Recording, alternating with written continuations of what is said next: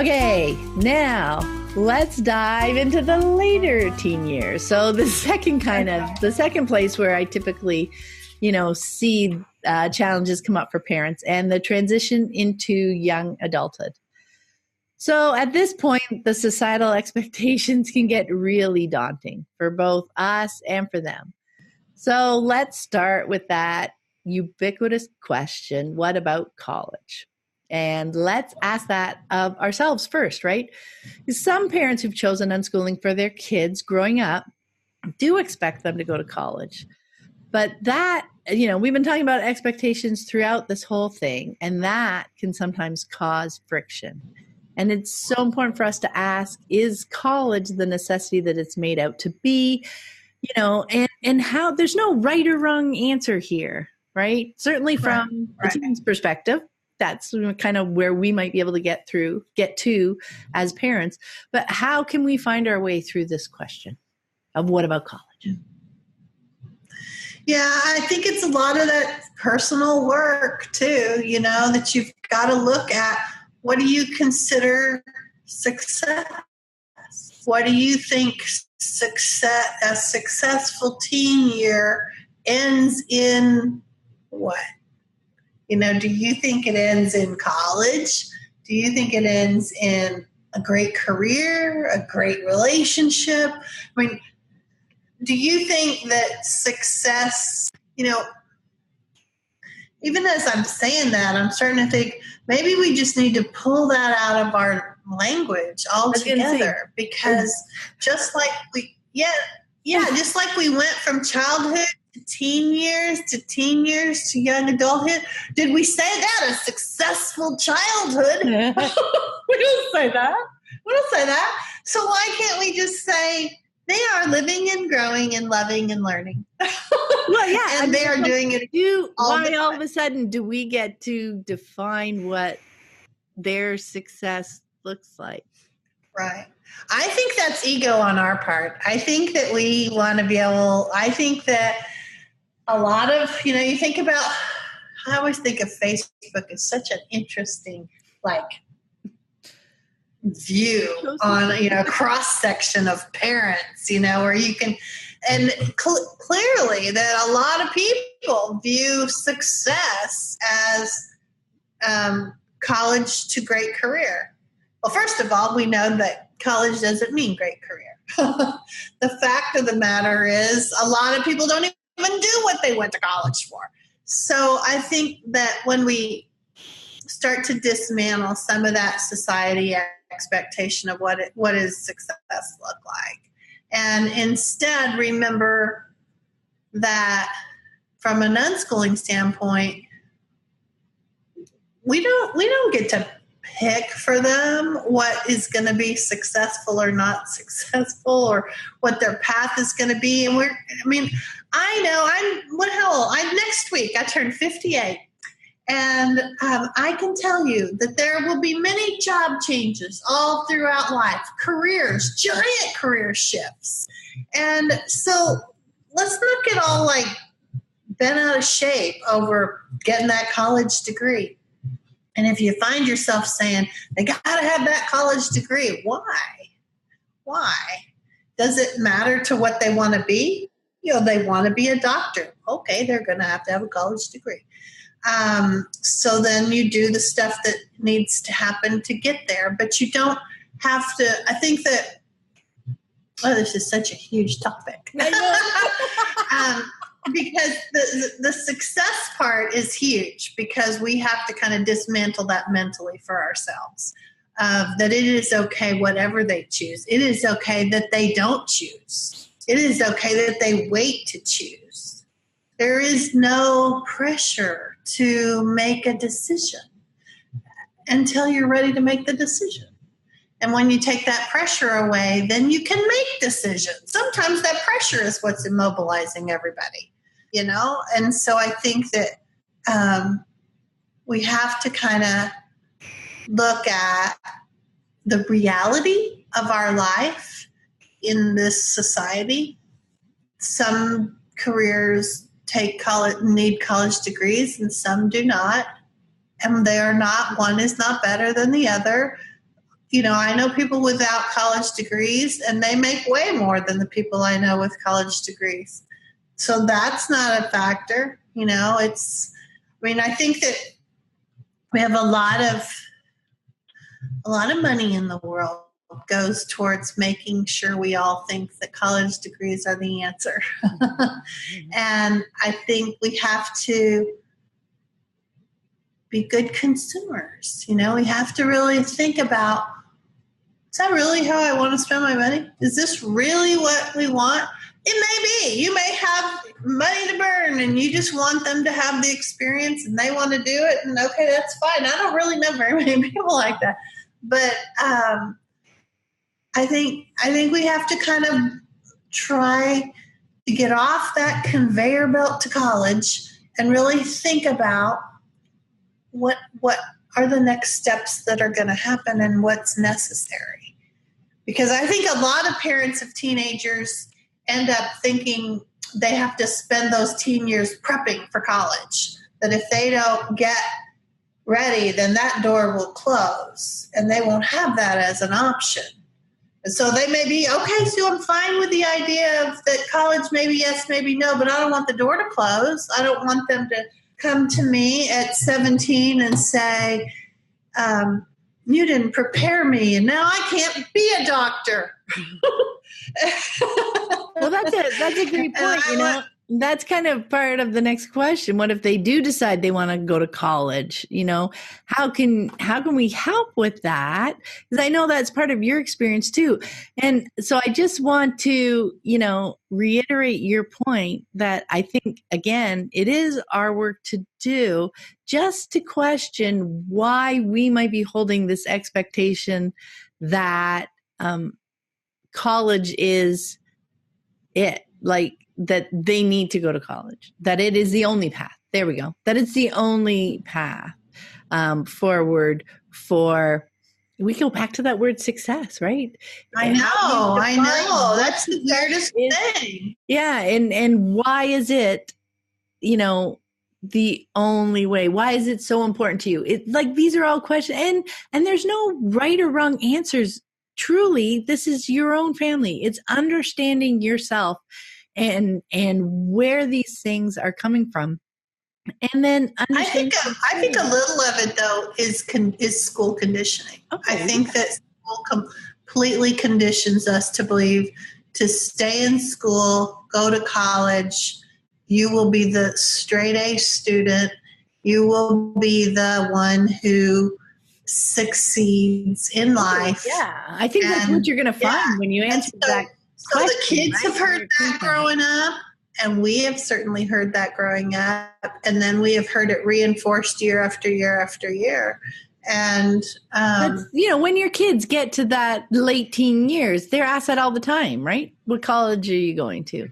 Right. What are you going to do? Like you were talking about all the different careers and everything. We're still fixed. What are you going to be?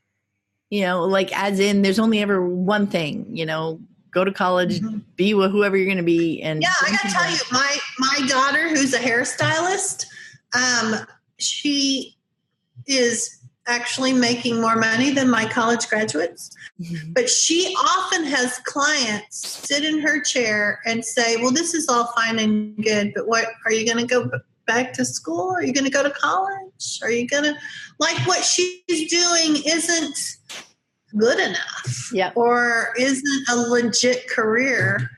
And it's a pretty legit career.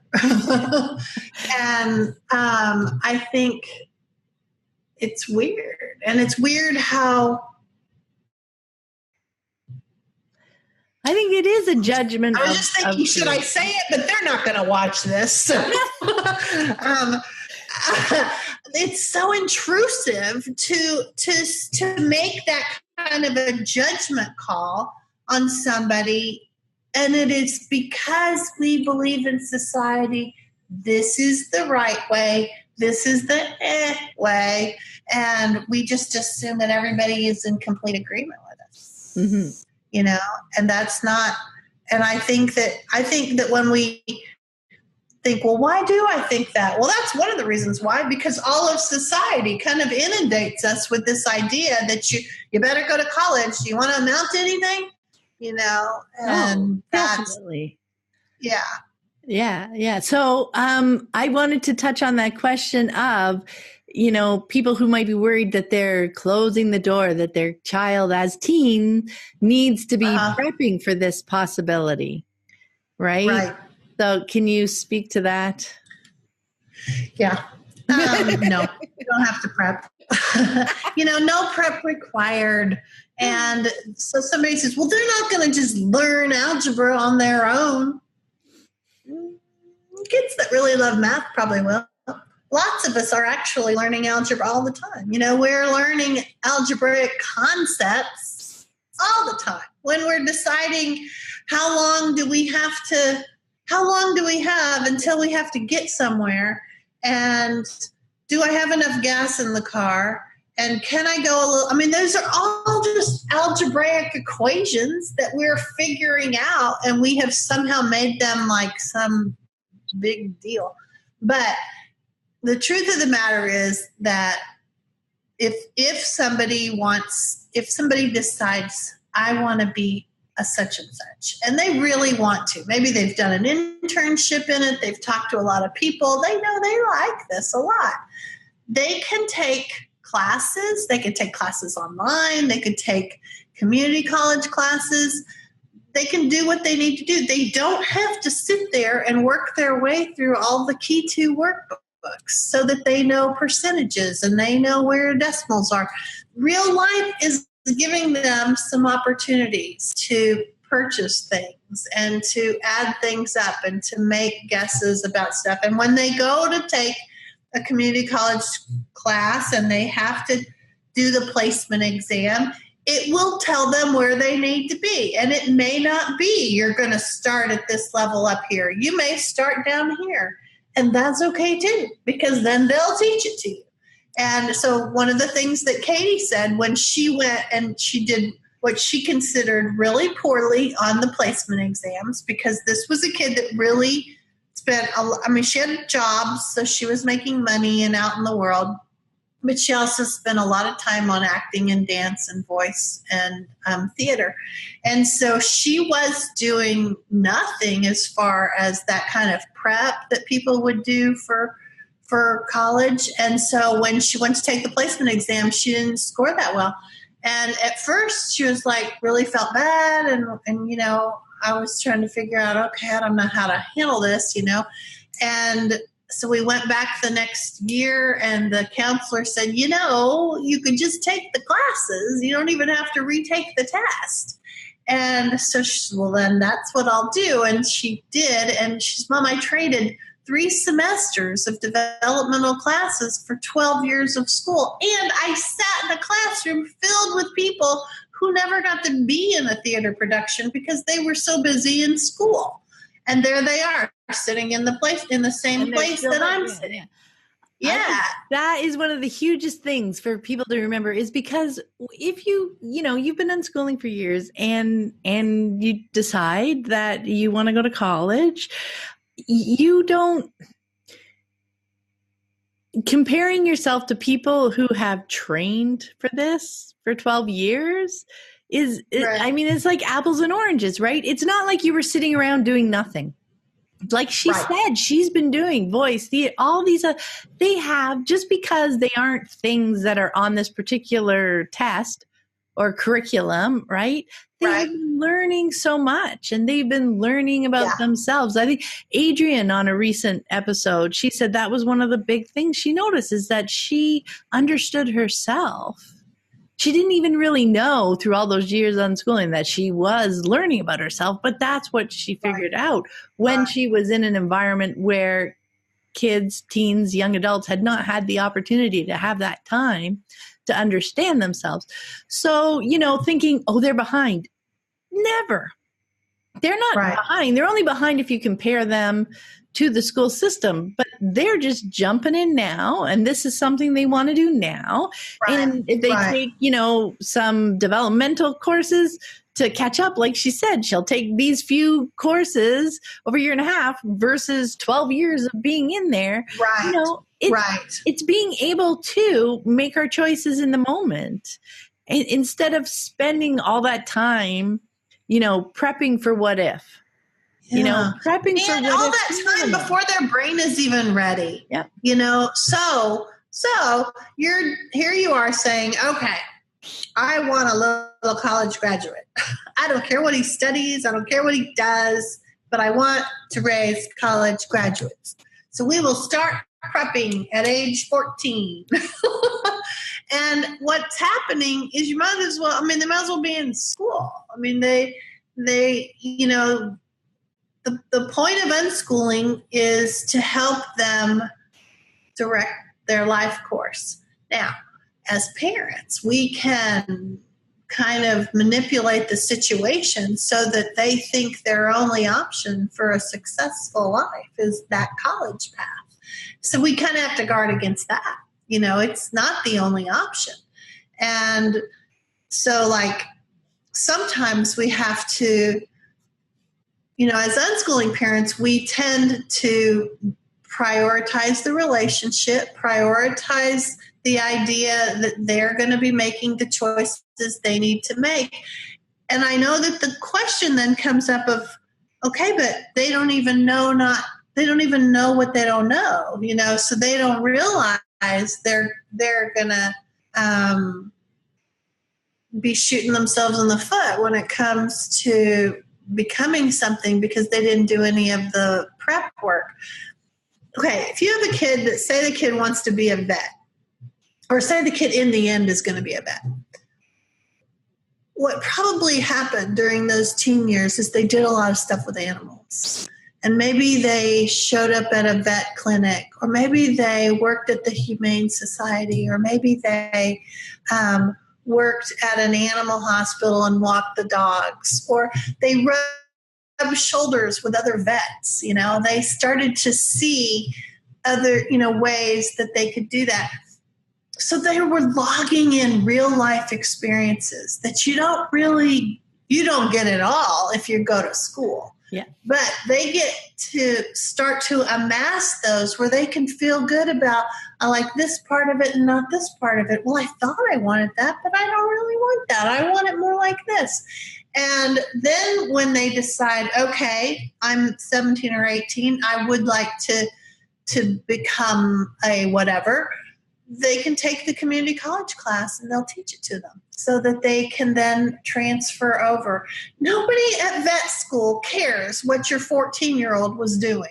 Mm-hmm. Although, if when you are doing an admissions thing and you get to say, I worked at this dog training, I did all of these kind of animal-related things, you suddenly stand out. You look great. You look like a potentially much more higher likelihood that you're going to be successful in their college because you know what you're after, as opposed to some kid that just sat through school in 12 years and they said, oh, I want to be a marine biologist, even though I live in Kansas and I've never been out in the ocean. The odds are we don't really know whether you're going to be successful at this.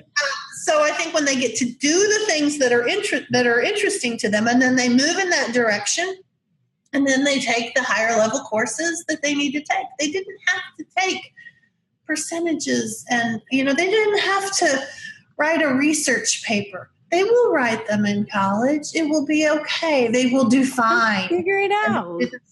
Yeah. Figure it out. That's what they've been doing their whole life. Yeah, or at age 8, write a book report because, that's the step towards the research paper, which is the only way to get into the college. No, this is all totally artificial. This is all just something school made up and sold to us. It's not true.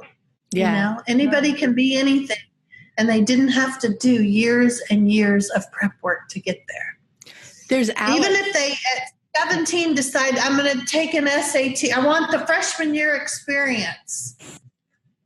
maybe they would want that. Maybe. And if they do, then they would take the SAT study guide and they would just work their way through it. Exactly. It's okay. It doesn't take that long to do, Yeah, because now it's their choice. June, and if you're in June and you're like, I want the freshman experience this fall, no, you're probably not going to be able to pull that off. But you know what? That's a little less likely because, as you say, it organically grows in that direction over years. You can see, as you look back, you can see the threads that are leading in that direction.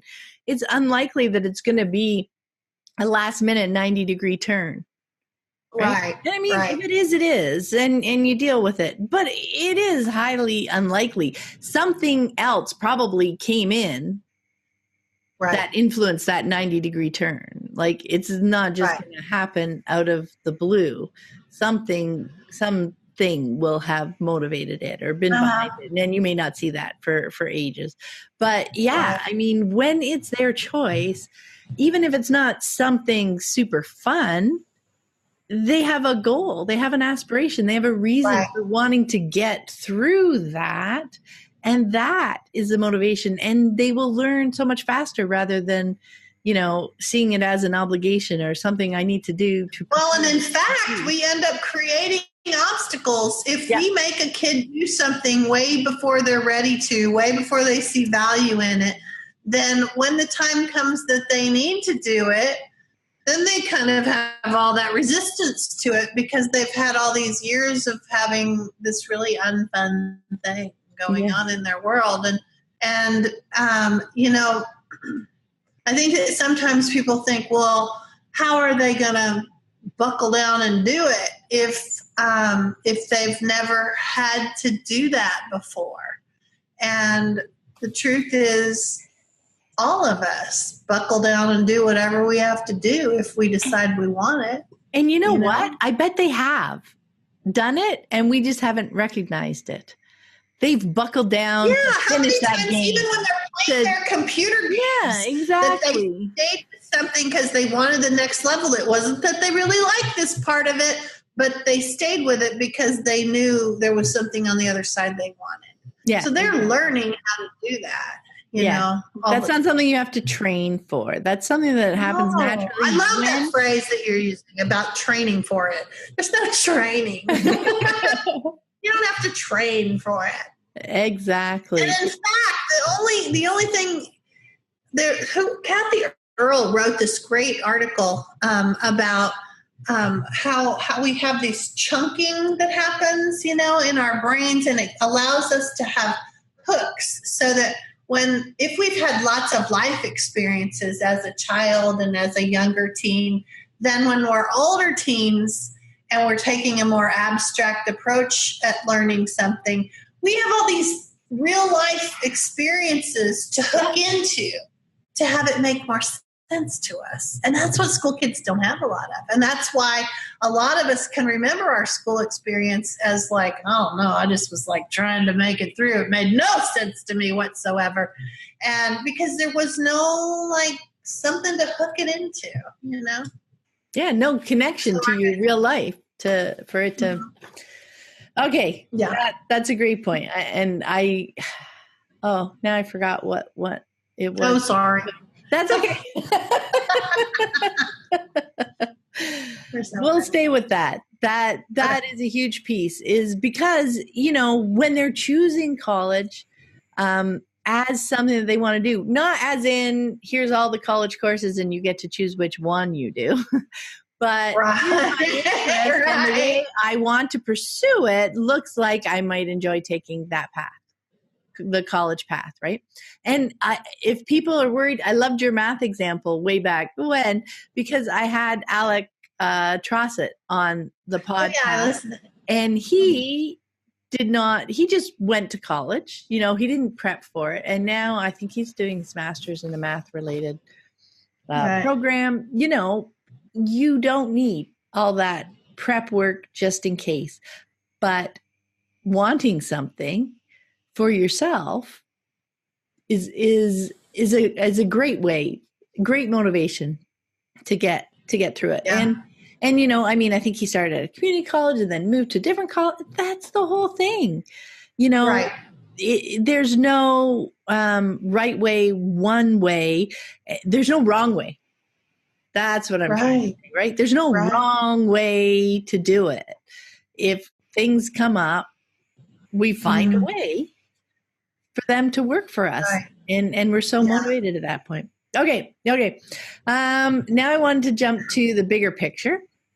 Like, that was pretty big picture, but let's get to another comment. And I love this question that comes from unschooling parents of teens. How can we help and support them as they grow up and into the world? So yes, we just dove deep into that college question.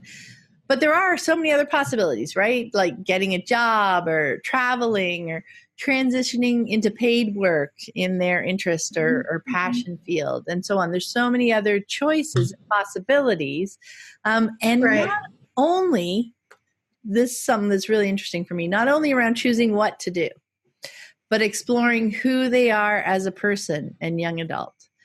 So I was hoping you could share a bit about how you supported your kids as they moved through these choices and transitions. Like, it's not all about college. I think generally it's kind of the same, because as unschooling parents, we're supporting them and helping them through all their different choices. But let's just talk a little bit about how we can do that, how we can help them. Well, and I think that a lot of it is kind of a continuation of what we always have done, in that you look at that kid in front of you, whether that kid is 14 or 24 or what, you look at that kid in front of you and you see, what do they need? What do they need to do for themselves? What do I need to help them with? What is interesting to them, what more exposure, because I still have more life experience than them.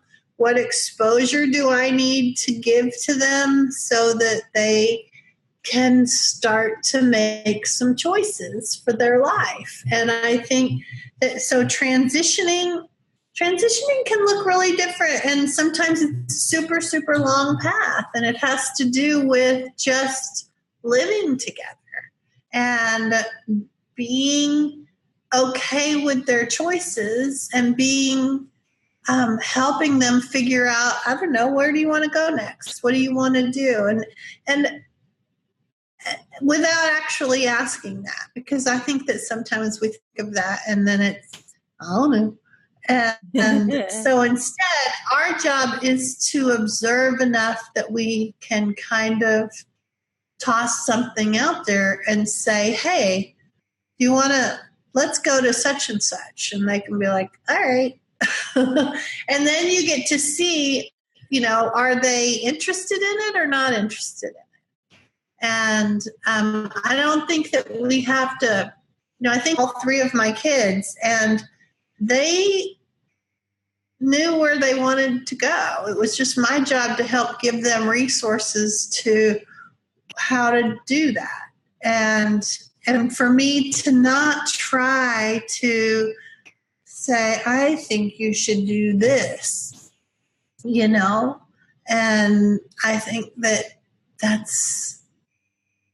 it's really undermining when you do that, because what happens is then what their choice, what they'd like to do, they realize that you're not crazy about that choice. And so they either have to risk not getting your approval or being the rebel. And depending on their personality, it just depends on which way that will go. But I think that it's I'm just trying to think of each of those, the course that they took. I just supported where they wanted to go. And I didn't have my own agenda of what should happen next, because really nature takes care of that. Nature moves them out of the house, even if finances move them back in sometimes, because that happens too. But it's okay. You move, you support them where they are. And the more they get used to making decisions for themselves, then you are just there to help them. Yeah. So I think that, like, Michael wanted to travel from an early age. We had an exchange student when he was 12. And so by 16, he was going to Japan because he wanted to be an exchange student. And then he wanted to do more cultural community service stuff, and that he decided he wanted to be in the Peace Corps. And then he discovered he really had to have college for that, and because they require a college degree. And so he got one. And so my job was to kind of help him figure out how to make those paths. Katie wanted to be an actress, always wanted to be an actress.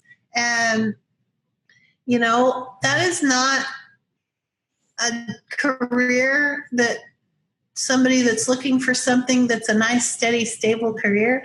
Not admit. And but does it make her happy? Yes. So is that the goal, to do what makes, to help them have a happy life?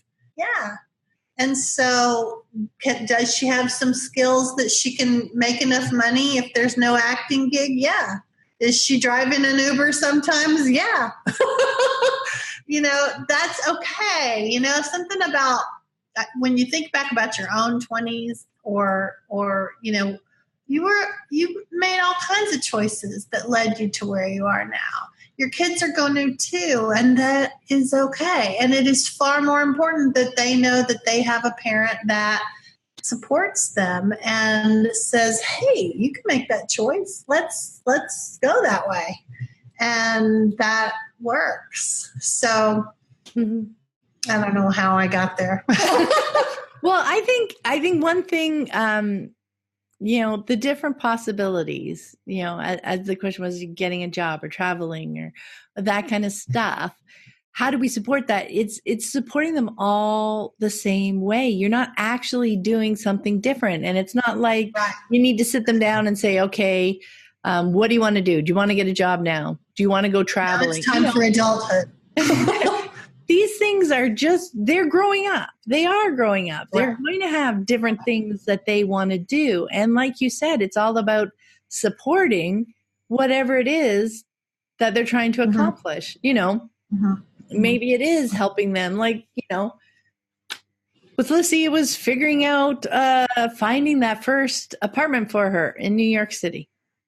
Right. And after that, she forever found her own apartments after that. Not that I wouldn't have helped her, but that was something, she took over when she got, it was, something new she wanted to explore. She was 18. She wanted to go try it out. Right. We found a great place for her for 2 months. We worked through all sorts of things to try and figure out how to make it work and everything. And she went and she loved it. And she wanted to stay, right? So then, but she made connections and she knew people there. And then she found, she could be a roommate here. So she moved there. It's all about, it's not something that you can think about and solve ahead of time. It's all in the moment. That's so true. Yeah, you can't think too far ahead. Well, so you're there. I mean, I'm just thinking, exactly, it worked like that for my guys too. And then there would be something, because nothing is ever like a straight line. Yeah. So Katie was off at a acting conservatory, and next thing you know, she has the flu. So she has this roommate that she's not really connecting well with, and that's okay. They are in this little dorm, and she gets sick. She throws up in the elevator. And who's going to take care of her? She's in New York. I'm in Texas. So I discover how to do food delivery to her and get her some soup. And, because she has, next thing you know, she texts a friend who picks something up and says, oh, that was you who threw up in that elevator? And, she's like, oh, I'm so embarrassed. And it's in the moment. And you're there to help when they ask for help, and you provide the help. And I didn't need to say, see, you should have gone to UT, because then you would have been in Austin and I could have just come on over there and helped you. You don't do that. No. Instead, you're like, okay, so let's figure this out. Let me look online and see food delivery, because it was a few years ago, which now it's super easy to have all kinds of deliveries. But back then it was just starting and it was complicated, but we figured it out. And that is, And so I think that it's the perfect example of you continue to meet them where they are and help without an expectation of you ought to be able to do this. Well, that's the point too. That's really interesting. Like, because our kids are different too, like people, teens, young adults, they're all different. Like, so, with my daughter, I knew she wanted to go to New York City, and we talked about it a lot. And over the months, we figured out this plan and everything. And, with Michael wanting to travel, I mean, I knew he talked about that, but then it's like, hey, Mom, come here. Look, I found these flights. He maps out the whole thing. He says, I'm going to buy them now, because it's all about their process, right?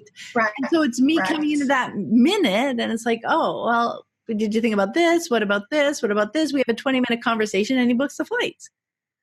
It just different processes. Right. So that's who we are, is who they need. And sometimes they're going to mess up. Sometimes they're not going to do it perfectly. Yeah. Or they could have done a different flight and it would have been a better price. That's okay. You don't have to get in there and fix it all and make it all better. And yes, it's theirs. They own it. Because this is what they want to do, right? That's how they learn about it. If I were to go in and say, let me go look at flights, implicitly saying I can find a better deal for you or whatever. No, it's like you want to buy. And maybe you can. I mean, that could be actually true.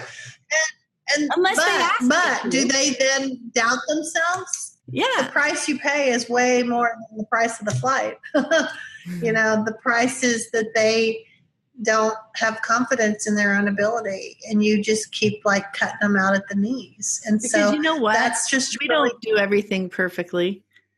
No, right? Like at we're all. always making our choices, right? I think it's really important to think back at your early 20s and all the mistakes you made and how you were able as a parent and how you're able to grow from that. And you want So you may say, I don't want them to have to make the mistakes I made. Well, they're not going to. They've got a completely different agenda of mistakes ahead of them. And that's okay because it's theirs and they'll figure it out and they'll move forward and you have to just kind of get okay with it. And that to me was one of the hardest things about as they got older. Their decisions were bigger. Their decisions were sometimes harder to deal with, but I guess that's why all of parenting is a good on-ramp for the next level that you're coming to. But it's all the same, really. It's about meeting them where they are, valuing their decisions, seeing that even those decisions that may not be your choice, part of choice means they get to say no. Or else it's not a choice. that's a huge piece, is understanding that our kids are different from us and that a choice that they make may be very good for them and may not turn out. And it may be completely different from the one that we would make if it was us in that position, but it's not us in that position. It's them. And you can see how they're getting to the decision and the choice they're making, right? If you understand them enough, you'll see how they're coming to that. And even if you think, well, I'm not sure, but it's not my choice to make. They like Michael called me and asked me for my input at that point in his process. Lissy asked me earlier in her process. But it's being there for whenever you can be helpful for them and adding your 2 cents. I think one of the differences, maybe, we talked about this a little bit before the call, when parents are asking, when my kids are teens, how am I going to support them? Because it can look different. When you have younger kids, a lot of our support is, helping them get to the place, helping them learn about the thing. They want to play soccer, or they want to learn about robots, or it's a lot of kind of fact-based stuff, activity stuff, play, it's a lot of supporting of the doing. And then when they get older, when they hit the teen years and the young adult years, it is so much more about the being, about who they want to be, about making choices, about developing that level of self-awareness and understanding of themselves. It's so much more philosophical, it's so much more emotional, it's so much more relationship-based, understanding how they mesh with other people, how they mesh with things in the world. What is it that they, like to do? How can they accomplish that? So much about... And developmentally, that's where they are. They weren't developmentally able to do that at 8. Yeah, So it was a lot more hands-on when they're younger. So I think now maybe part of the question too is now it's a lot more conversation. And it's a lot more being that other person that they can bounce things off of. That person who can give them some feedback for a situation when they're looking for some feedback on it, right? Not versus stepping in. So I think maybe that might be some of the answer that they're looking for, that's kind of the difference between unschooling in kind of the childhood years versus unschooling in the teen years. Of course, we support them by driving them places and getting them things, but that becomes less part of our job because as I was saying earlier, at this point, they don't need us to look up a lot of information for them to help them find things and learn specific things. They know how to do that now. They know how to learn. They're Googling things, they're tinkering with things, they're figuring things out. They can get their food, they're learning about cooking, all that kind of stuff they can kind of take care of learning on their own and just ask when they have a question, right? So we're less involved when they get older in that kind of side of their learning and so much more in the, as they're weighing things out, who do I want to be the person that acts like this or that says this or, what choices can I make in this decision? Who's going to, feel bad if I do this? It's so much more moral, philosophic, you know what I mean? So many more conversations. They're even like I was out, with this family. Well, you're much more in kind of a friend status, even as it evolves. That lots of times you hear people say, "Well, you're not their friend." Well, you kind of are. If you can do this in a way that isn't manipulative, if you can just be the friend that listens and bounces ideas off of, and have you thought about this, and and watches to see how did they react to that. Did they prefer that I not give input at this time? Maybe it's the kind of thing that you can say, are you just looking to bounce the ideas off, or do you want input? And maybe they'll say, no, I just really want to talk it out loud, and then I'll be able to know what to do next. Yeah. Great. Be that person for them, Yeah. I mean, when they say don't be their friend, it's ridiculous. But, it's not a friend as in rah, rah, rah, whatever you want to do. Well, and it's not a friend like I'm going to go tell them my problems about something. Yeah. It's not a two-way. It's not a normal friendship. It's an I give friendship. Well, now, I mean, if I'm having challenges about something, but it is that's true. I have many times turned to them and said, "Well, what would you do about this?" Yeah, and they give their input, and that's cool.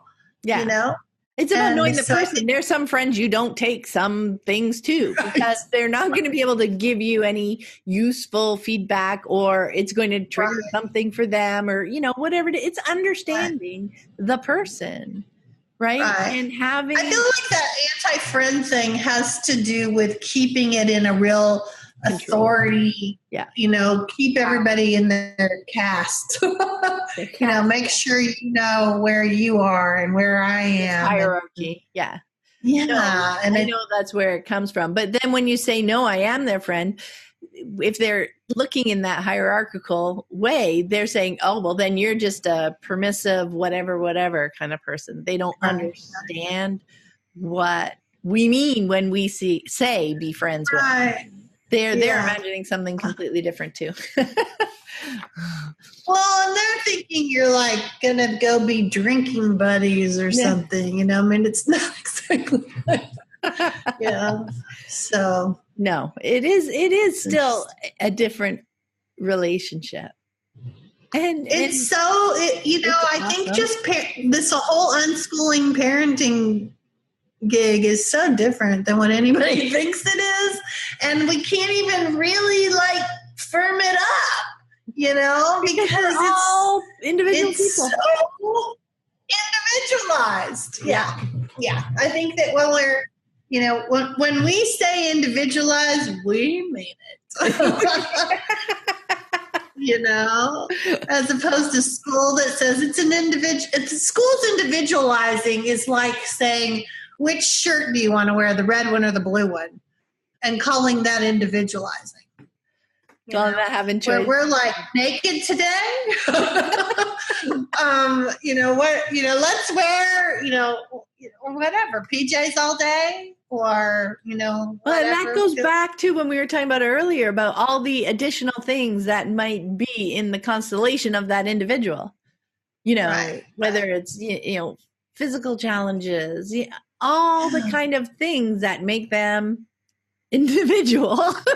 Right. All of those, because you're engaging with them as that whole person that they are. Right. Mm-hmm.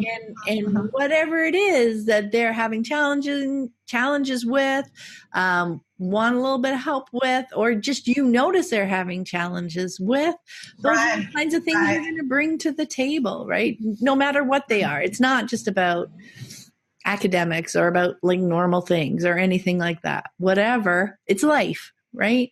And we're helping each other through life. Yeah. Okay. Mm-hmm. One last question. I think, go ahead. Well, I was just going to say that I just want to go back to that part about prepping them. Yeah.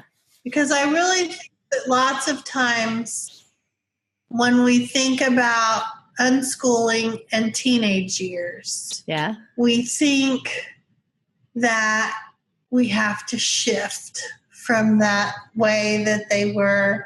And I think that when we really understand unschooling and we understand that we're connecting to this person in front of us and looking at all of their nuances and relating and connecting and helping and fueling.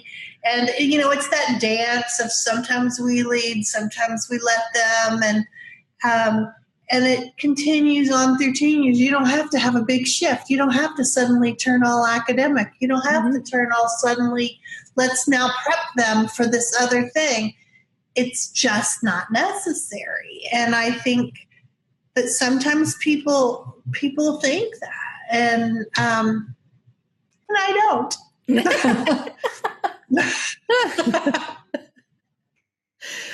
Yeah, I don't know why I wanted to go back to that. I just felt like I just visualized this whole childhood thing, and I don't want to think, all right, you're doing it like this, and now we turn and we do it like this. No, you don't have to do that.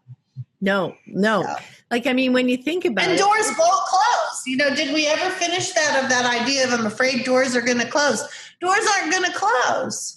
They really, really aren't. They're all open. If anything, you're opening more doors because now you have a kid who is starting to be more confident in their own choices. And they're getting all kinds of opportunities to explore because if you're busy saying, okay, now we're shifting to this more academic way, then that's time they don't get to explore the other stuff. And that's really critical at getting to know yourself and getting to know what you'd like to do and be.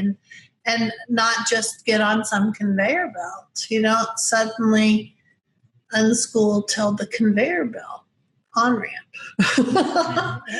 So, yeah, no, I love that point. I love the point that, it really, when you get to the point in unschooling where it is about helping them as a person do what they want to do, right? And you see yourself as kind of that extra set of hands, that person that they can bounce things off of, and you're just there to help them figure these things out.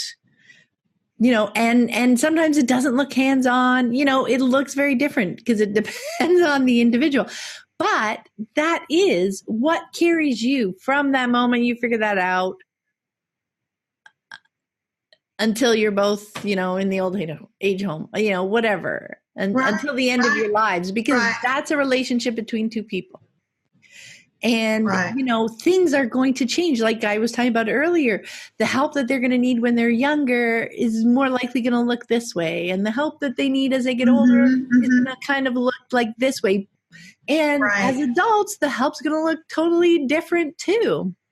And because you're still connected to them. Michael turns 30 next month. And I'm still having conversations with him about work or about neighborhood or, it's just a different, that's being more in relationship with them. Like it doesn't look the same. I don't know every last detail of their lives now, because they're older, but we're still connected. We still have conversations. We still, connect and enjoy over things. We still bring each other questions when we have questions or challenges.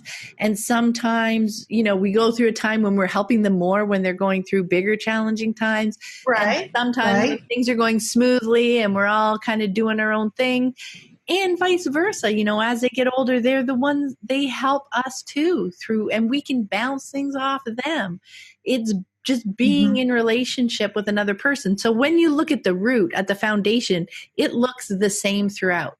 How it literally looks day to day over the seasons and over the years changes, but the roots of it never does. It's being in relationship and helping each other out. Does that make sense? That's right. Yeah, that's it exactly. Awesome. Okay. Phew. Thank you so much. Yeah.